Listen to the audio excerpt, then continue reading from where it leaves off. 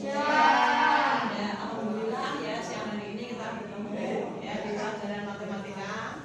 Kita bersyukur pada Allah karena kita diberikan kesehatan anak-anak ya. Ya, di masa pandemi ini harus tetap menjaga kesehatan supaya dengan sehat itu kita bisa belajar, kita bisa beribadah ya, juga bisa mengerjakan hal-hal yang lain ya. Baik, sebelum pelajaran kita mulai, mari kita berdoa ya dengan membaca surat Al-Fatihah, dipimpin salah satu siswa Mbak Eliza. Kita berdoa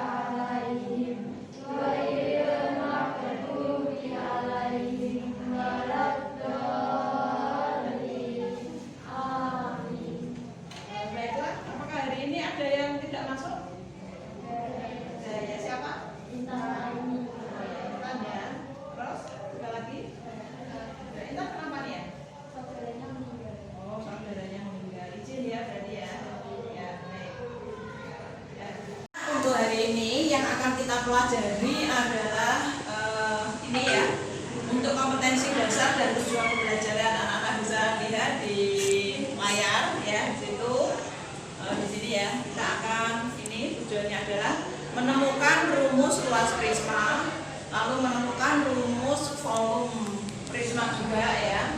Kemudian menggunakan rumus luas dan volume prisma untuk menyelesaikan masalah, dan menggunakan rumus volume dalam menyelesaikan masalah. Ya.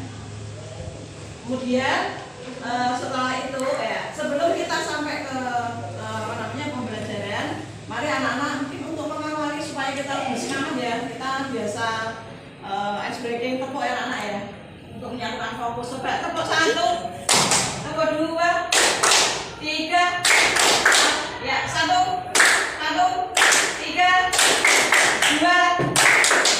Ada yang belum fokus? Nah, ulangi. 1, 2, 1, 3. Alhamdulillah, tepuk tangan untuk kalian semua.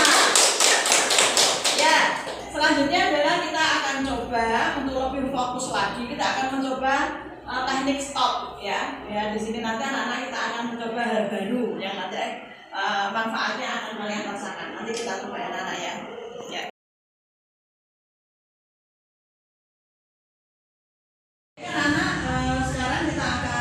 Coba ya supaya kita lebih fokus lagi, kita juga lebih tenang. Kita coba teknik stop ya. Mungkin ini baru ya, seperti baru bagi anak-anak, tapi coba kita rasakan apakah nanti ada perbedaannya dengan sebelum melakukan ini atau tidak. Itu ya namanya teknik stop. Jadi jangan kayak orang yoga itu ya, atau orang seperti itu lagi ya. Baik, coba sekarang duduk yang nyaman semuanya ya. Kita berhenti ya, nggak usah mikir apa-apa ya. Kita coba untuk menghentikan dulu kegiatan-kegiatan yang kita lakukan ya. Jadi silakan ambil duduk yang nyaman, kemudian mungkin tangan boleh di bahu ya, mungkin agak tegak ya. Ya, baiklah anak-anak, mari kita mulai teknik stop ya. Silakan duduk yang rileks, yang nyaman ya di tempat duduk kamu. Kemudian boleh tangannya ditaruh di ini paha ya, di atas paha boleh. Nah, sekarang rilekskan, oke? Silakan, mari kita lakukan. Boleh pejamkan mata. Nah, pejamkan mata, jangan kaku ya. Coba kita rilekskan dulu otot-otot kita, mulai dari otot bagian leher.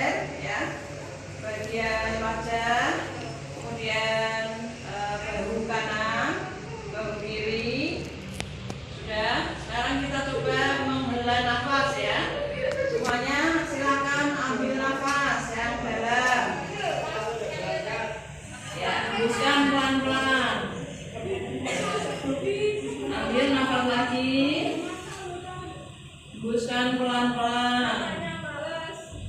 Satu kali lagi. Persiapan, ambil nafas dalam, kemudian hembuskan pelan-pelan. Ya, sadari, ya, kita rilekskan otot-otot perut kita. Kita sadari ada nafas keluar, kemudian nafas masuk, ya. Kita rasakan pelan-pelan. Ya. Kemudian rilekskan lagi, ya. Cara duduk kita, kemudian pikiran kita, supaya kita lupakan ya hal yang tidak baik. Kemudian kita ingat ya bahwa kita adalah siswa yang akan belajar, ya. Kita akan menuntut ilmu dan berharap bahwa kita mendapatkan ilmu yang bermanfaat. Ambil nafas lagi, ya, lepaskan pelan-pelan. Ya, rasakan nafas itu kita ambil lagi. Ya, pelan-pelan kita hentikan. Anak-anak boleh dilihat kembali ya, dibuka matanya. Ya, kira-kira seperti itu. Teknik stop, ya. Oke, apa yang kalian rasakan? Ya, sekarang setelah mengikuti teknik stop tadi. Rasakan relax. Lebih rileks ya? Bener? Oh ya, sekarang Mbak siapa? Oh ya, Mbak Fatimah Nurisa ya. Oke, apa yang kamu rasakan? Lebih rileks, betul? Nah, alhamdulillah apa anak-anak yang lain juga sama? Kita lebih tenang ya, lebih rileks. Nah, itu manfaatnya dari kita stop, ya, stop dulu semua kegiatan supaya apa anak-anak tadi yang mungkin kegiatannya bercampur macam-macam pikirannya ya, itu kita hentikan dulu, terus kita kemudian rileks, tenang untuk kembali melanjutkan pelajaran. Baiklah anak-anak, kita lanjutkan ya. Sekarang kita akan belajar tentang luas permukaan prisma. Kemudian nanti kita akan belajar juga tentang volume prisma. Coba kita lihat di layar dulu prisma. Ya, di sini adalah prisma apa anak-anak? Prisma segitiga. Mengapa disebut prisma segitiga? Karena alasnya berbentuk. Karena apa? Alasnya berbentuk apa? Segitiga.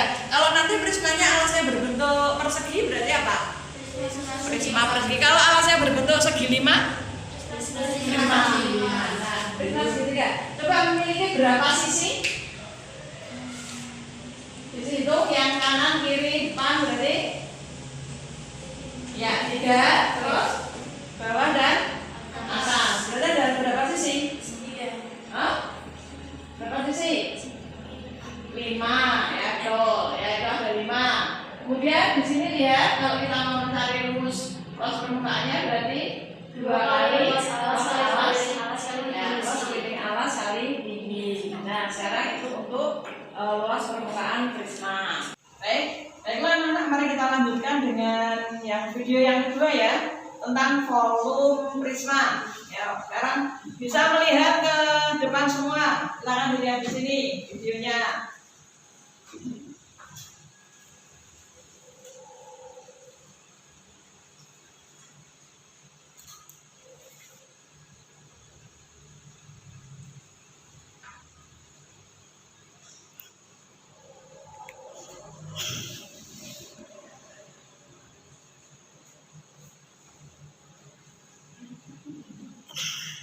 Oke.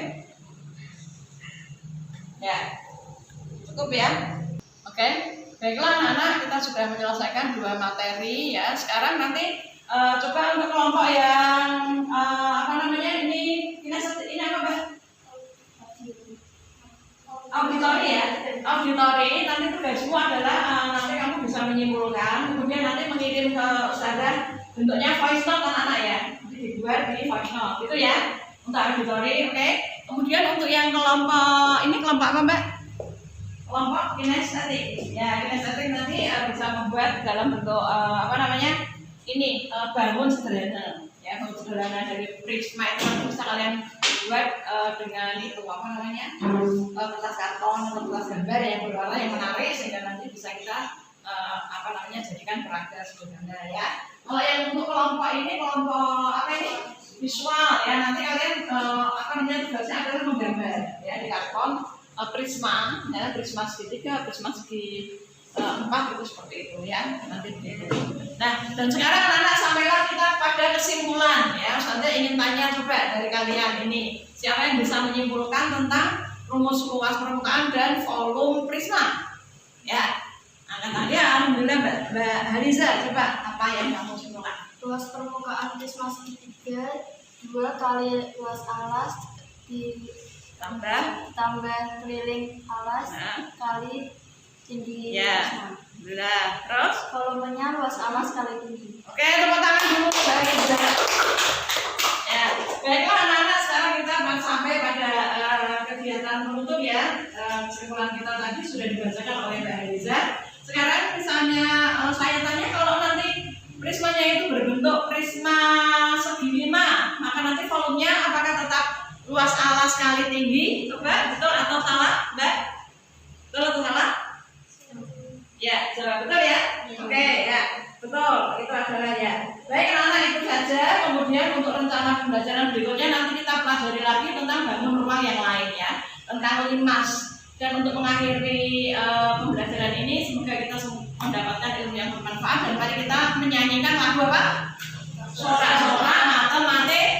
Nah, yuk sekarang semuanya bertepuk tangan dengan nada lagu sorak-sorak bergembira. Ya, 1, 2, 3. Sorak-sorak bergembira, bergembira semua. Dan sudah selesai belajar kita bersama.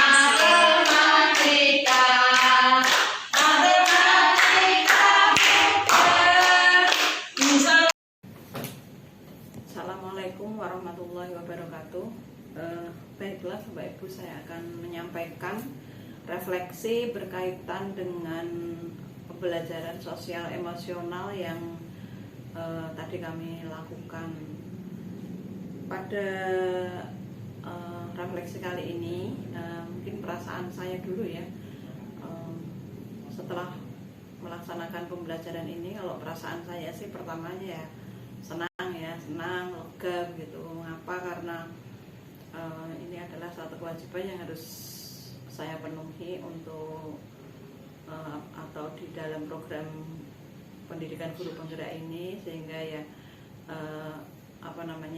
akan saya buat sesuai dengan apa yang diharapkan. Dan selain itu saya juga sebetulnya merasa khawatir juga. Mengapa? Karena antara RPP ya, rencana pelaksanaan pembelajaran yang sudah saya buat ya sedemikian, dengan prakteknya nanti apakah benar-benar bisa sama. Karena ya ternyata itu untuk urutan kemudian praktek di RPP itu ya terkadang itu kita itu ada yang terlewatkan, itu ada yang terlupa seperti itu. Dan memang pada video yang sudah saya lihat tadi itu ada hal-hal yang terlewat gitu. Ya itu perasaan saya. Tapi ya kalau secara garis besar sih sebetulnya saya merasa senang juga ya bisa berinteraksi dengan anak-anak dengan pembelajaran baru ya. Di situ ada teknik stop dan sebagainya, sehingga anak-anak juga merasa ini baru dan ada manfaatnya bagi mereka juga.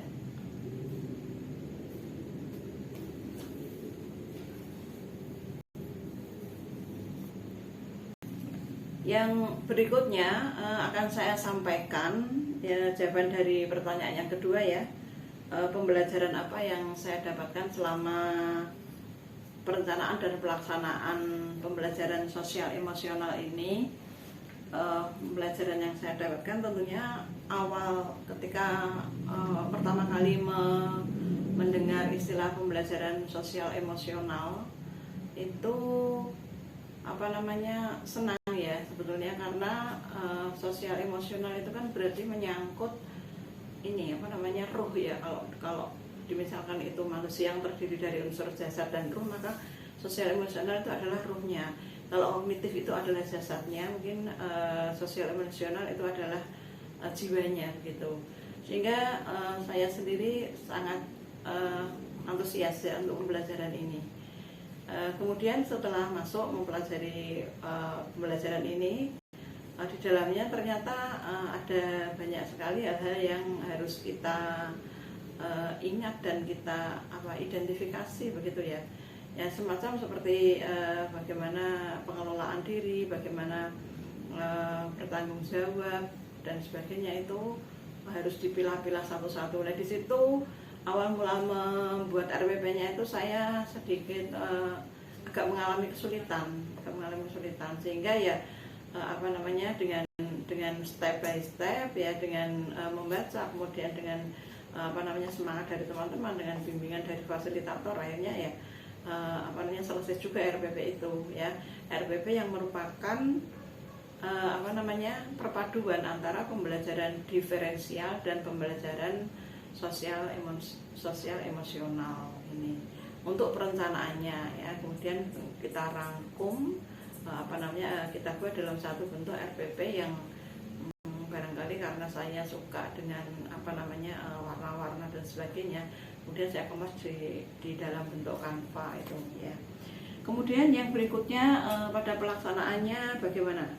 Yang saya dapatkan untuk pelaksanaan pembelajaran ini itu ya anak-anak senang gitu ya, karena mereka mendapatkan hal yang baru, itu terutama ya untuk adanya teknik stop itu ya. Mungkin selama ini kita kan belum pernah mempraktekkan, kita juga mungkin baru mendapatkan ilmunya ketika di program guru penggerak ini. Nah kemudian kita coba realisasikan ke anak dan tentunya belum sempurna sekali ya, belum sempurna banget itu, kita juga masih awal-awal mempraktekkan itu. Dan ya berikutnya adalah yang ketiga, yaitu tentang rencana perbaikan ya.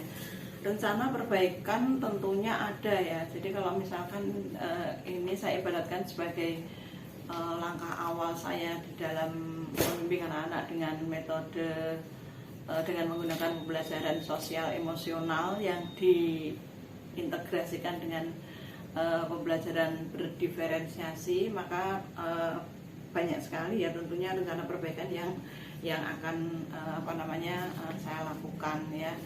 Antara lain itu adalah yang menyempurnakan kembali ya, mungkin tentang RPP saya. Kemudian juga di video barangkali belum juga tampak diskusi atau kerjasamanya anak-anak di situ, yang dimana itu juga nanti banyak akan hal-hal yang akan bisa diambil dari pembelajaran ini. Kemudian juga meningkatkan kembali hal-hal yang kurang ya, yaitu mungkin saya harus belajar lagi gitu. Kemudian juga refleksi untuk bagaimana ini anak-anak bisa berefleksi tentang pembelajaran pada hari itu. Ini juga belum tampak di video, dan tentunya nanti akan coba saya rancang lagi ke depan dan dilaksanakan untuk pembelajaran berikutnya.